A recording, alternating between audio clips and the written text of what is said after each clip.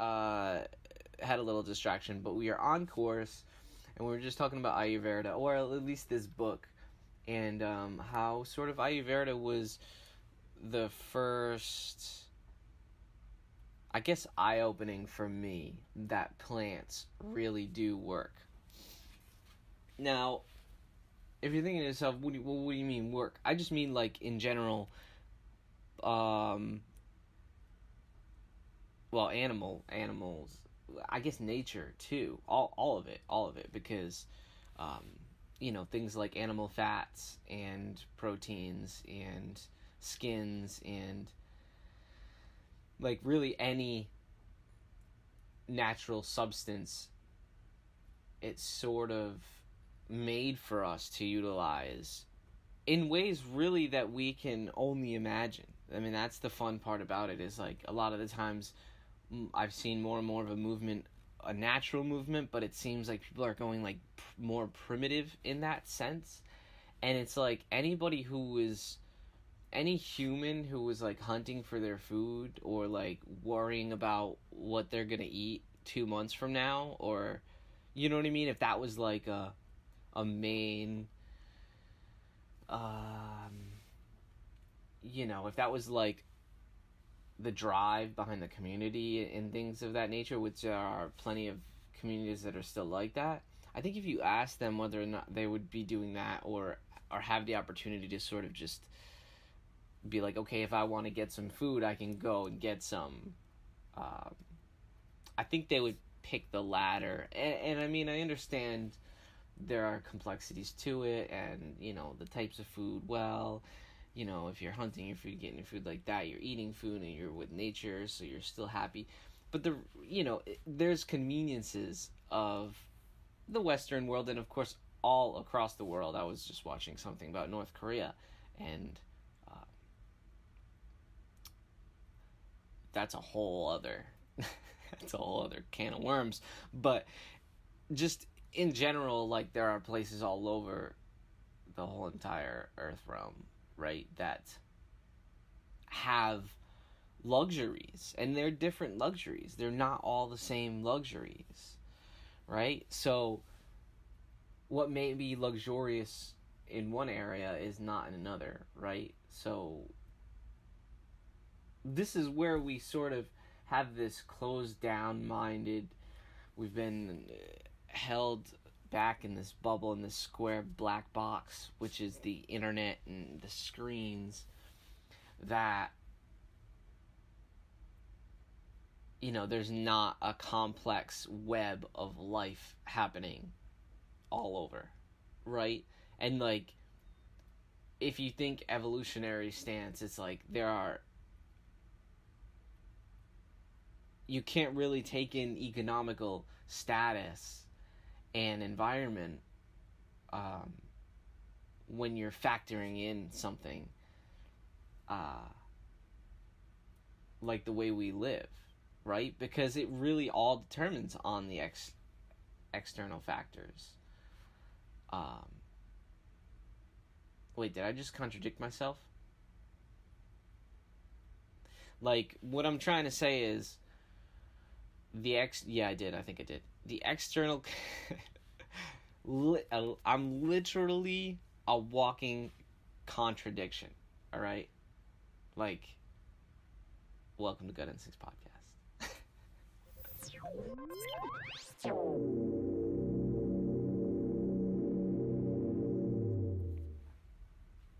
Alright. What's up, y'all? This is RJ. On a beautiful Mondays, happy Mondays. I got the sun that's not 93 million miles away shining in my face. Did any of y'all catch that recent article? I don't know how legit it is. I guess I can look it up since I've got a computer in front of me, and you may or may not.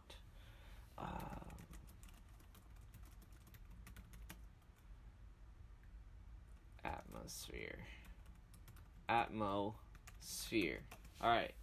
So if you got your bowl, go ahead, set it up, get it going. We're in full-blown record mode. I got two things that I'm going to talk about. Today's a nice health a nice, easy health episode. We're going to talk about foods and how I've been feeling better and why I've been feeling better, and a couple different Ayurvedic techniques that I want to implement more into my life and things of that nature. Interestingly enough, it always circles back to like the permeability of food within the gut gastrointestinal tract. The permeability of food means the properties upon which it can enter the bloodstream through the gut intestines, right? And that's not supposed to happen. So there's not even supposed to be a gut permeability level, and yet there is in all different foods. So we'll talk about that. We're gonna light this up. I'm gonna check this out. I wanted to bring up this. NASA says the moon is inside the atmosphere.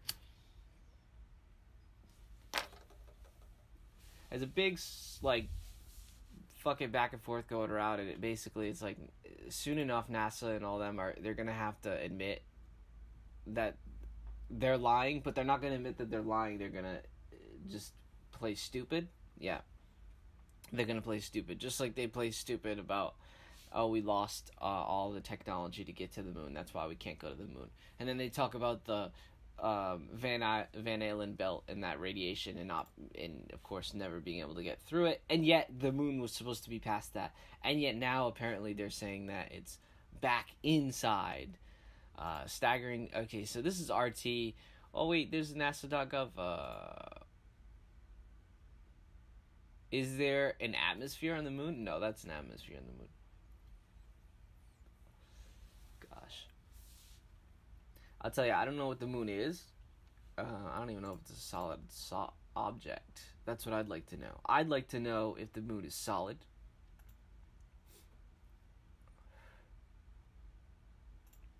Seems to me that it might be like a spaceship. That whole thing where they said the moon echoed once. I don't know, block. Yeah, February 21st. This is on RT, so, I don't think it's very much controlled op. RT usually reports semi-legitimate things, because guess what? There is, I think, a takedown of the global Kabbalist, but it's going to happen under the radar, and it's not going to be reported. The Earth's atmosphere is much bigger than previously thought, extended far beyond the moon. A team of scientists has revealed the amazing discovery was made thanks to data that has been sitting unexamined for over 20 years. Oh, of course. Of course. It was just data, just like some numbers. It's like 15 pages that James over in the research pod 7, research building 8, right? Fucking he printed it out on his break, and he filed it in the wrong file 20 years ago. And one of those old manila file holders, they're like, they're stacked like 8 top, and you can't even open them usually. You can't. I remember those from my high school days, or middle school days. Well, I guess more high school days. Oh, man.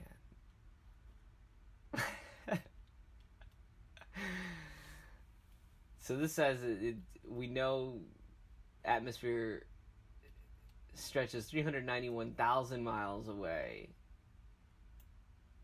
and it's 50 times the diameter. Thanks to the discovery and analysis of decades-old data by scientists at Russian Space Research Institute. Okay, it's at the Russian Space Research Institute. Okay. So, I mean, this might be damage control. This might be.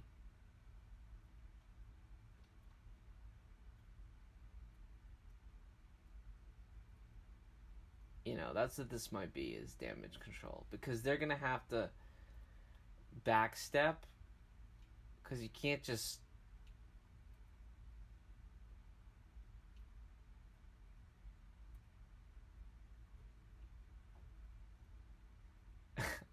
all the comments. And everyone just comments about how they're lying, and it's all a backpedal, which it is. So, but I don't know.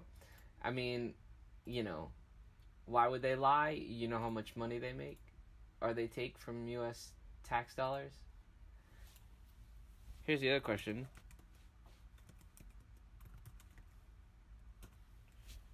Why is it that this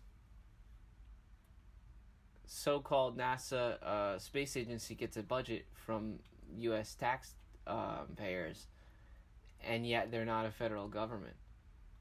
So it receives its funding from annual federal budget passed by the U.S. Congress.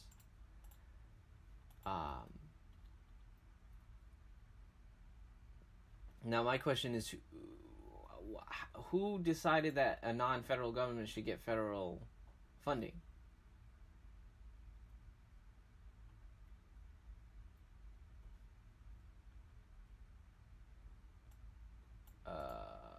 NASA's budget of last year, 2017, was $19.5 billion. That's billion. So that's about 0.5% of the yearly budget that the United States government, well, which is a private corporation. So I guess actually I just literally answered my own question. See that? See how research, when you do your own research, man, I love that comment. When you do your own research, people, you will come to conclusions upon your own that you just can't deny, because truth is right there in front of your eyes. And I mean, I'm just saying, I'm not trying to push you off of a cliff here, but you just listen to how I just figured out why they get funding from taxpayers, and it's because the federal, or the United States United States Inc. is a corporation. It's a corporate federal or a corporate traded entity. Oh man, and it's all collateral based on humans. That's right. When you're born, your collateral is like millions of dollars, depending on how many people are born or are alive upon, like, when you were born. So it changes. So the net worth of somebody born in 1975 is going to be a different net worth than somebody born in 2015. And it's all based on this idea that we're commodities. That's what it is. We're considered traded commodities.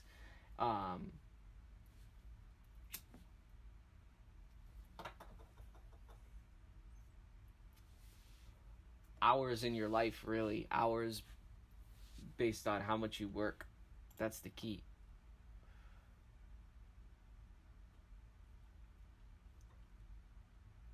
Anyways, so I just wanted to bring that up to you guys. Let's see what you thought about that. I thought it was fucking funny, because I know it's just gonna happen. It's just gonna keep happening. Soon it's gonna be the sun, because fuck, that thing is so obvious that it's not 93 million miles away, and then it's not setting and rising at all. It's all perspective. I mean, it's literally, if something was setting and rising, it would go above your head. The sun's never been above my head my entire life. It's never been above my head, directly above my head. Oh man. And I think back, and I think, like, my mind, like, made up these pictures of it being above my head, but then when I really recall, it's never been there. It's never been directly up. And then you're like, oh, that's because we're fucking slanted, and we're tilted, and we're an oblique square. No, we're an oblique spheroid. It's a realm. A realm, basically, what that means is it's all inside. It's all a reflection. It's all inside, right? You can only reach, how long is your arm? Right? What's that? 2? It's usually about half your height, I think. There's there's probably a code for that. There's a code for everything. Thank you, God. Shout out to God. You can only reach so far, and then you can't even prove to me that what you're seeing is even there, because you can't touch it and you can't reach it, right? So you can only see that jar, right, full of cream or whatever, or it's hand cream, it's moisturizer. Like, you can't see it, so you can't prove to me that it's there. Like, you can only say, okay, well, what do you see? And I say, well, I see something. Alright, so then we both agree that we see something. We can't really prove anything until we actually get to it and we feel it. And that's the interesting thing about this life, is it's all feeling. A visual is a very, very small amount. Experience is what drives everything. Vision is just like, we just sit back and we watch it. We don't even touch it. That's why most of it is inside of our mind, right? That's why meditation... I knew we'd get to Ayurveda. So that's why things like meditation, right? Silence. The sun heard me talking about it and ran away. It got all dark. It's snowing, by the way. It's snowing here, if you didn't know. I'm in southern New England. It's nice and snowy out. So that's why things like meditation, TM, transcendental meditation, or just regular meditation, anything, even if you just call it like clearing your mind or deep breaths, that's why it's so important, because when you're doing that, you're cleansing the neurons and the things that are firing, all this energy that's flowing and that's firing. You're calming that down. You're giving your mind the ability to reconnect itself to its own soul, to its own spirit,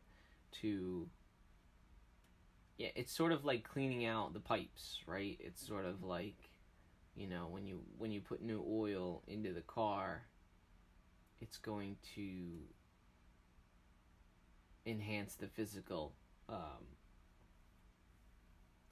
aspects of the engine and the pistons, because the oil is actually going to, it's supposed to be cleaning it, or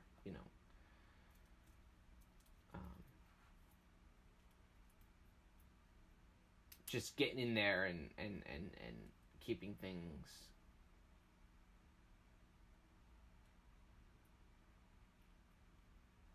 I guess clean, but you know what I mean. Because I think of oil in an engine. I don't think clean, but the reality is it is clean. Oil is the best cleaner. Anyone who uses coconut oil knows that, right? Or Dr. Bronner's. If any of y'all have used Dr. Bronner's before, damn, that stuff is good. It's good. It's good. My favorite thing to use it on is things that need like serious grease cutting power, because sodium hydroxide, which is lye, which is pretty rough and tumble. So if you're not into that, if you're trying to avoid lye, you don't want it. But science shows that after you emulsify the sodium hydroxide with the lipids of the fat, it neutralizes it, and it's saponifies, which is, doesn't go away, but it turns into something else, or it turns the lipids into bubbles. I don't know exactly how that works, but regardless, it's got that grass stamp, which I know it's not a great stamp. That's why I don't lather my body with Dr. Bronner's. I clean stuff with Dr. Bronner's, right? So, I clean the bathroom sink and the bathroom, like the tub and the shower, with baking soda and Dr. Bronner's, and then vinegar too. I don't know how safe it is together, so just like you're on your own for that, but those are sort of my go-tos for cleaning. And because oil has such a great cleaning. Why? It's because it's bipolar. No, not bipolar. That's the condition that you have if you feel like it's a dipole. A dipole, right? I hope you're laughing at me. A dipole is a molecule or an atom that has a charge, right? And what that means is it has the ability to break apart oxygen atoms, hydrogen atoms. It basically has the ability to break apart atoms because it has a slight charge itself, right? Because all atoms are just vibrating molecules, right? You're made up of a ton of atoms. Or it's like things in your body are made up of a ton of atoms, right? Blood are made of atoms. Are molecules. They're all molecules, right? Liver, your heart, all these different systems are made of molecules, which are made up of these little atoms, which are vibrating, right? That's why they say you're just energy. That's why we say you're energy. We're energy, right? Because we are. We're mostly. We're just. Where our spirit and soul is like in this vessel, but it's very vague. It's just vibrating at a very, remarkable vibration code, because again, it's a code that's makes up this body, right? The code makes up this physical body, which holds our spirit and our soul, which gives us the ability to run and operate what's going on, right, in our brain. And that's why things like cannabis, things like natural medicine, plants, herbs, that's why this stuff all enhances our way of living, because it's getting our molecules back to the vibratory state upon which it reaches homeostasis. And I've commented about this a few times online. It's like homeostasis is really all that needs to be achieved. It's the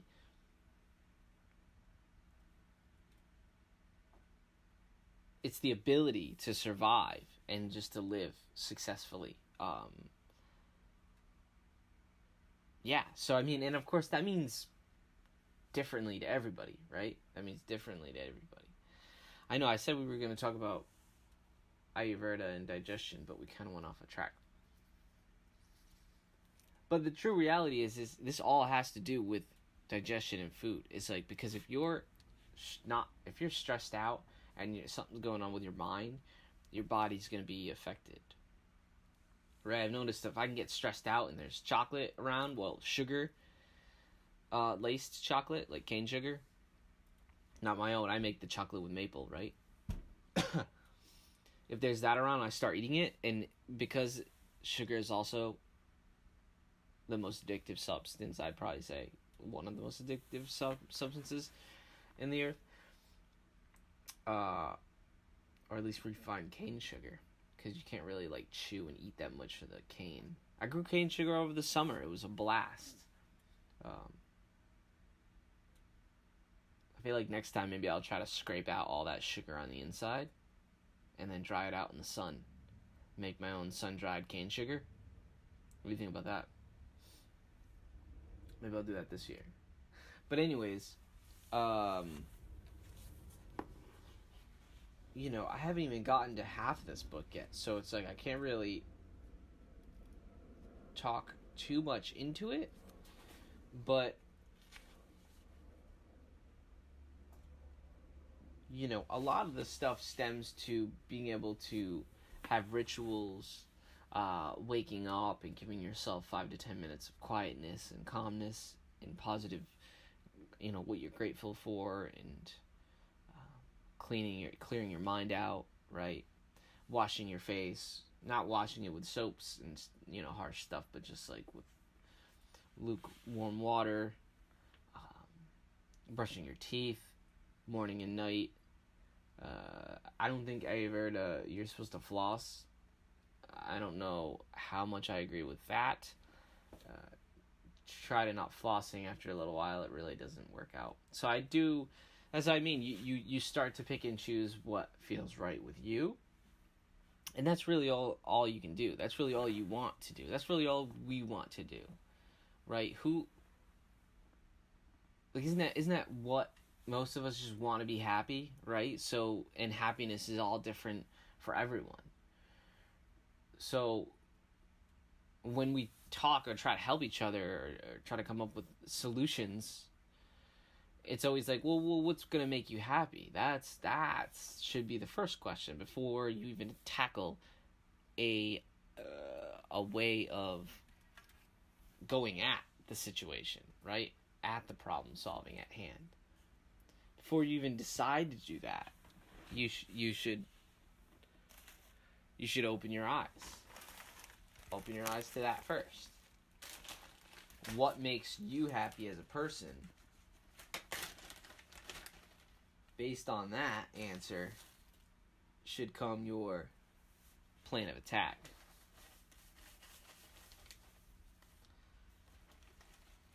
Just getting a couple nugs.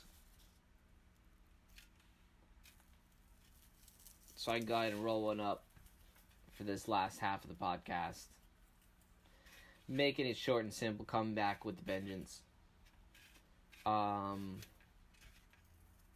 I've been putting the show sort of in the back burner as of right now, only because, and not by any means slowing down, because I'm working behind the scenes like no other. For example, if you go on my website, you can check out the store if you're into natural medicines, herbal medicines. I mean, I guess you can't really legally call them medicines, but functional herbs, tinctures. I work a lot. I've been working a lot on spirit tinctures, organic. Most, if not all of them, will be local. If not, then I know the person where they're coming from, things of that nature. It's a pretty stiff set of not rules but qualifications that I sort of go through before I get the things that I get. So if you're interested, you can go over there, check it out. One of my favorites is probably like the Spilanthes, which is probably the weirdest. So, other than the Heal All, which obviously I love, but the Spilanthes is pretty cool because if you've never heard of it, it's called a buzz button. A buzz button. That's the term they use for it. And what it is it gets that name because it gives you that buzz in your mouth. Dude, it's crazy. It's like it gives you. It's like it's literally the numbing. It's like sting. It not stings, but it numbs. That's what it does. It's a numbing agent. It's interestingly enough, I wouldn't be surprised if that stuff was used in other places that we didn't even realize. That's usually what happens with all this. So yeah, I use it for toothaches. I use it for if I cut myself or bite my inside of my lip or hurt my gum, flossing, and it bleeds or whatever on accident. I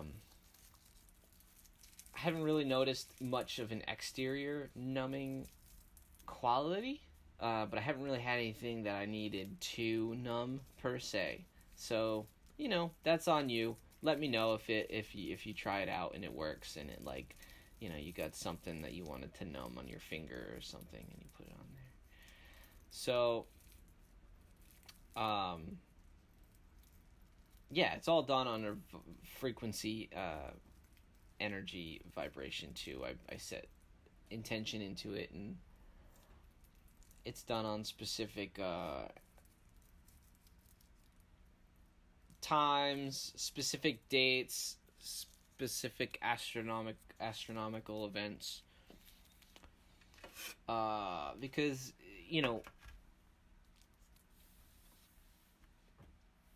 we almost say space is fake because it's all a reflection. So that outside is actually inside of us. Right? That outside is inside. What it is, how we explore it, that's all to be determined. TBD. Oops. Alright, y'all. Move this. Get my lighter. Straighten out my J. A little pregnant. My J's are usually always a little pregnant. But it's like, it's a good holder. It's a good finger holder. Alright, how much time we got left? Yeah, so we'll finish up.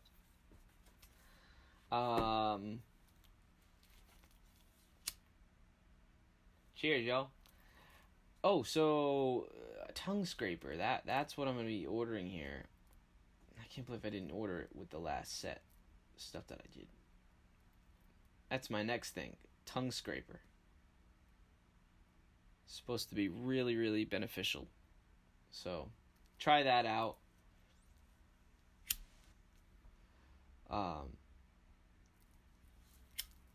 I tried to bake my first rye bread. It was so dense. I'm going to turn it into croissants.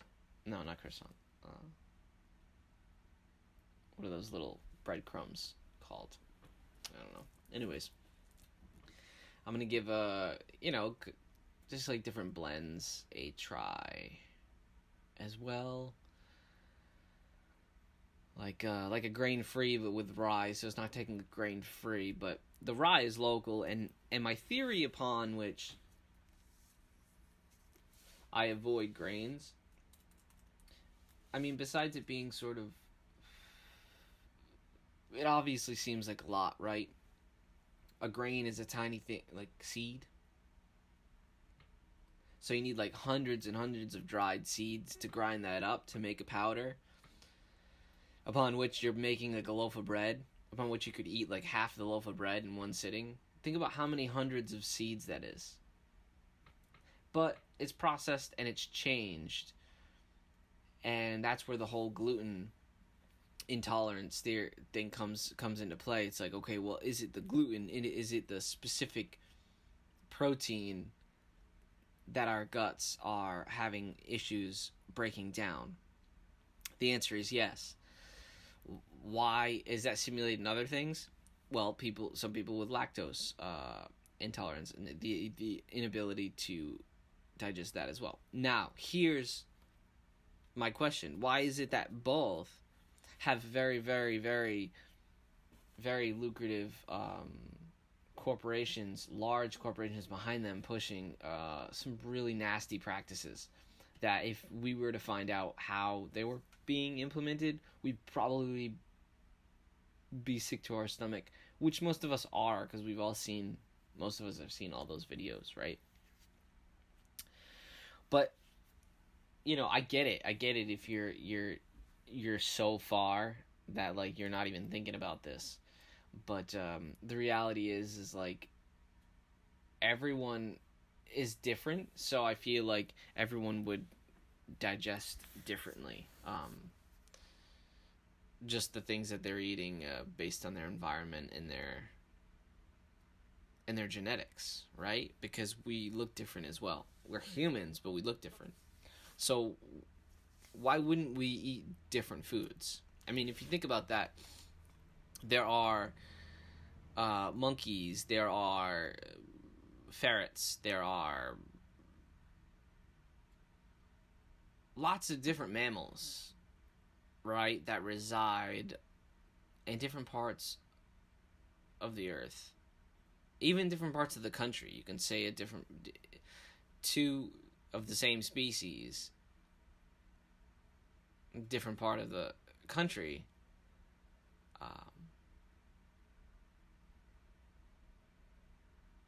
look completely different, eat different foods, thrive off of different foods, therefore look different, right? But because we move so much and we can travel, it's like we've lost that sense of obviousness, right? The whole evolution thing from monk apes, that to me that seems like a sham. But if you got real solid evidence, you show me, and don't show me those ridiculous fossils that they claim, because I saw them.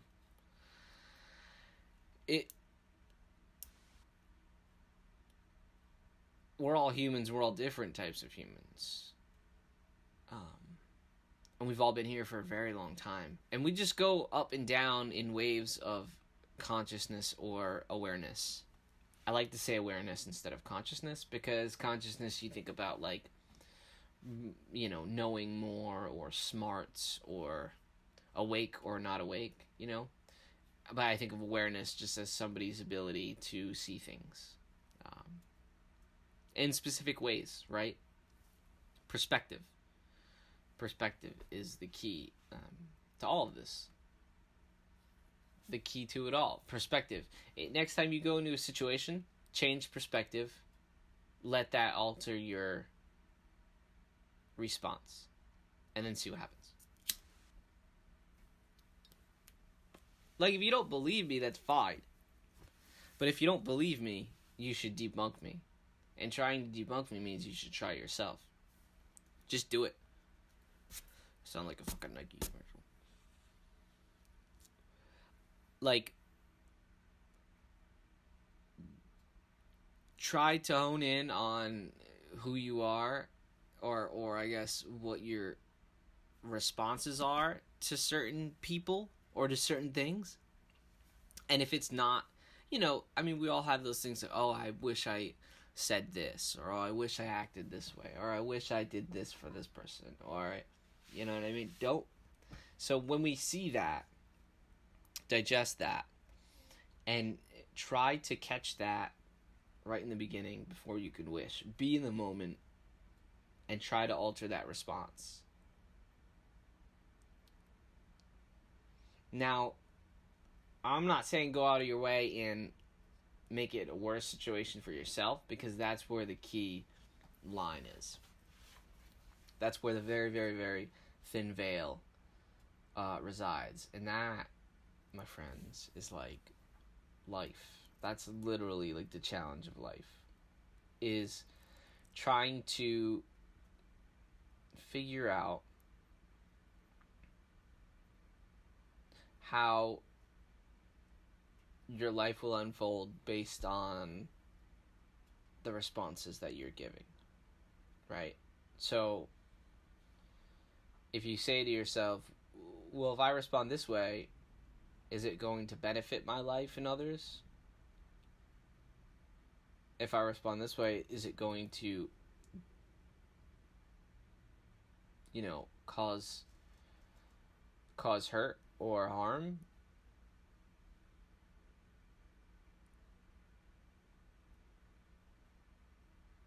But it's going to change, and it's always going to change. It's going to change depending on what your mind sees and what you've learned. So yeah, man, keep reading. That's what I'm saying. Keep reading. Man, I need to read more. I got about 4 books open. Michael Pollan's new book. I got this Ayurveda book. I've got a Natural Preppers book. I've got Anne Wigmore's Why Suffering book. I've got yeah. But on the other hand, I've got my book. Yes, that's right, y'all. Shameless plug ahead.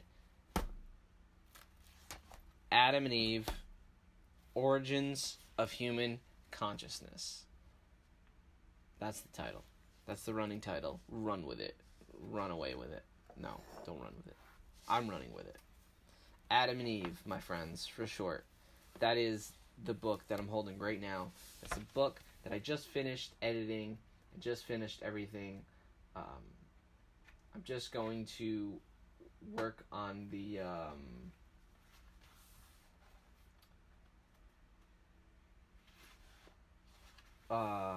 The preface. That's what I'm doing. I'm doing the preface, and I thought of y'all, and I was like, you know what? Let me do. I'm so happy. I'm so excited. By the way, it happened last night. Last night, finished, finito, done, complete. When you do that, when you put the stamp on that book or whatever project that you're doing, oh man, you guys know what I'm talking about. You guys do plenty of projects. Y'all are handy motherfuckers. So, what has everyone been getting up to lately, man? Life's been crazy. I'm ready for spring to sprung. I'm ready to plant some seeds. I'm probably going to do that pretty soon. I'm going to start all my seeds indoor this year. But I'm going to successfully do it. Last year I killed a ton of seeds. And my problem is I didn't have a little space with the light. So I'm going to make sure I got like a, next to a window with some supplemented light and a heater, a little warm heater. One of those little space heaters. Then that's how you turn a corner of your room into a paradise, right? Do that. Start all your little seeds indoors. Cherish them. Make them strong and as hardy as you can. And then when spring comes, put them outside just for like an hour or so. Maybe on the I think that's what I'm going to start on the porch this year. On the porch windowsill. Because last year I put a lot of beautiful, beautiful babies right outside. I didn't put them in the ground because I'm supposed to harden them, right? That's what's called hardening your plants.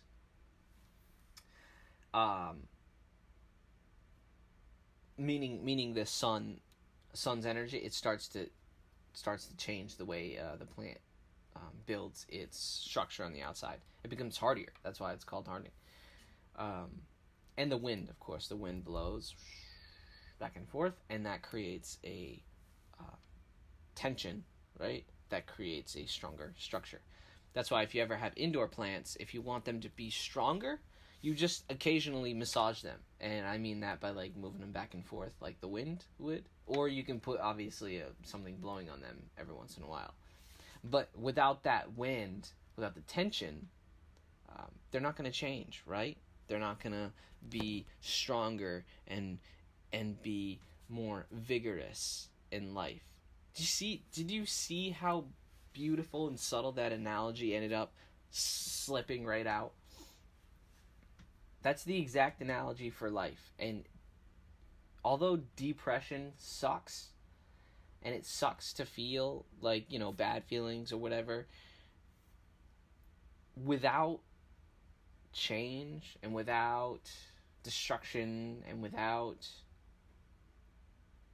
all these, you're not able to create more layers on the outside that are stronger, that are more knowledgeable, that are more flexible, that are, that know the environment, that know how to take on the next winter, right? I was talking to my friend, my great farmer friend, who is starting a fig farm. So, shout out to my homie. Which I'll be adding. If you haven't listened, if you've been listening to other episodes, and I planted 5 fig trees last year, and I'm like ecstatic. Is it ecstatic or is it ecstatic? Ecstatic? I'm ecstatic. I think it's ecstatic because ecstatic is like something that has static, that has like the energy. So I'm assuming it's ecstatic, like it jumps around, the energy jumps, it's ecstatic. So when you're ecstatic, your mind's like da da da da da. So yeah, I'm stoked. I like using stoked. That I'm gonna have a shit ton of fig trees, and we're gonna start training them, and you clone them, and you trade them, and there's this whole community, this fig community. So get ready. RJ is about to join the crazy fig community. And the fig is even in my book. And that's how much it means to me. It's in my book, the Adam and Eve book. And of course, what would an Adam and Eve story be without the fig tree? Am I right? Am I right? I hope you guys dig it. It's pretty cool. Although it's like when you're writing a book and you're editing it and stuff and all that, it's just after a while you're like, all right, yeah, I know it like front and back now. It's like, have you read your own book? Yeah, I read my own book. I wrote my own book. It's like, you don't realize it until. So, hopefully this is one of many. I got a lot of cool things planned. Got a lot of cool things to share with y'all. This journey is epic, and it's only freaking just begun. That's it. That's all I want to do about a short episode. Keep it sweet. Just checking in on you. Just saying what's up. Again, this is RJ. This is Gut Instincts Podcast. If you want to follow me, you know the drill. CBD Healer on Instagram. That's CBD Healer. That's where I put all the good stuff, man. That's where I post all my stuff, all my food, and all the comedic things. Right? I treat it as like my own little play. But that's how I feel life is, and that's how I hope you feel your life is. Your own little play, and that you're not trapped, and you're I want you to be invigorated. Invigorated in the fact that you can create your own reality, even with the terrible, horrible things. And I don't mean it to be like, don't worry. Well, yeah, you shouldn't really worry about anything like that. Because really, if it's not in your reality and you're not seeing it, how can you even prove it to be? Just think about that. Think about all the things that you know, all the maps and all the country, all that stuff, and then think about where you've been and what you've seen. Try basing it on that. And if you've seen and heard a lot of shitty things, well, join the club. Everyone does. And that's how you learn to be a better person, right? By being a crappy person. Or by crappy people being crappy upon you. Crapping all over you. What I say is take that crap and you use your powers of alchemy, your alchemical wisdom of all the witches and warlocks y'all are, and you turn that shit into gold. Ha ha! Pun fucking intended. That's it. I'm going out like that. I'm going out like on a boom. On a boom of a great I don't know what you call that. Alright, y'all. Till next time. Peace.